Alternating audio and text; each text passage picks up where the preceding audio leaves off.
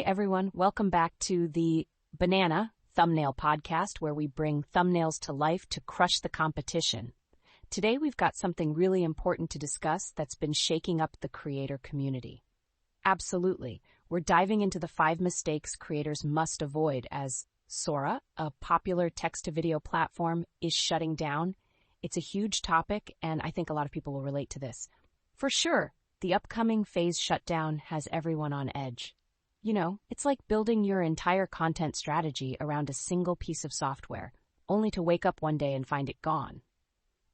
Right? That's a nightmare scenario for any creator. So what's the first mistake we need to be aware of?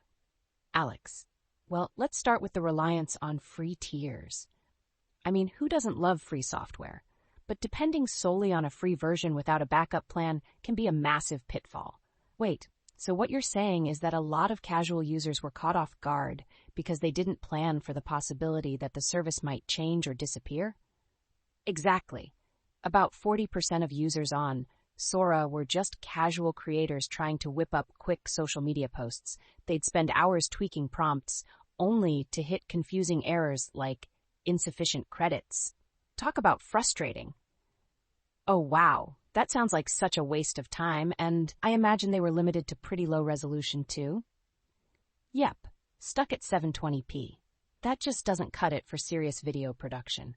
So my advice, if you're serious about content creation, budget at least $20 a month for quality tools right from the start. It'll save you a lot of headaches. Great point. Now what about the geographical restrictions? I've heard that was a big issue too.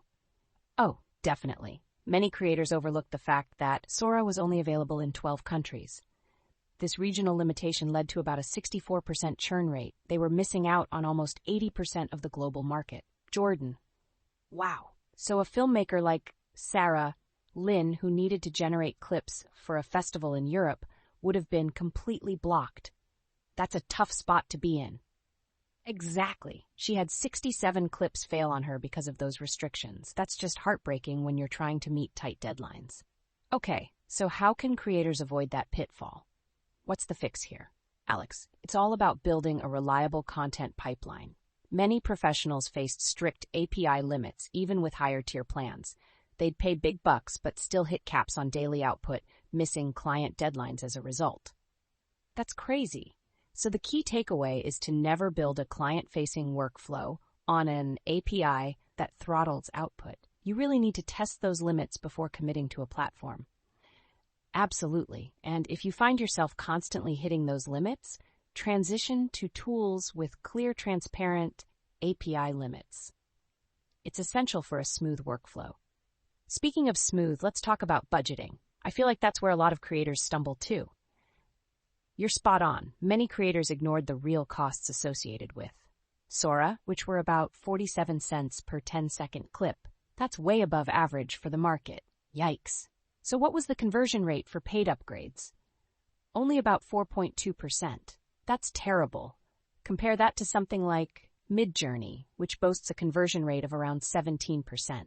High costs, combined with low engagement rates, led to projected losses of $127 million for 2026. Wow, that's a tough pill to swallow. So, what should creators do instead? They need to budget for alternatives right now. Diversifying your software toolkit can help maintain your audience growth. Creators who allocate funds to new platforms are much better positioned for success. Got it. Now what about those mid-level creators who are experiencing weird issues with the generated clips? Alex, the physics problems. About 35% of creators faced bizarre artifacts in their clips. Things like objects floating randomly. That's not what you want in your content. Oh, that's just awkward. So what's a good strategy to tackle these kinds of issues? Look at what Corridor Crew did. They switched to a hybrid workflow combining Kling AI with Adobe After Effects. They didn't rely on just one tool. So basically, having a backup plan and combining tools gives you more flexibility and better results. Industry experts recommend having a maximum of 3 core tools. Stick to that strict $20 monthly budget we talked about earlier. Also, learning how to run some models locally can be a game changer.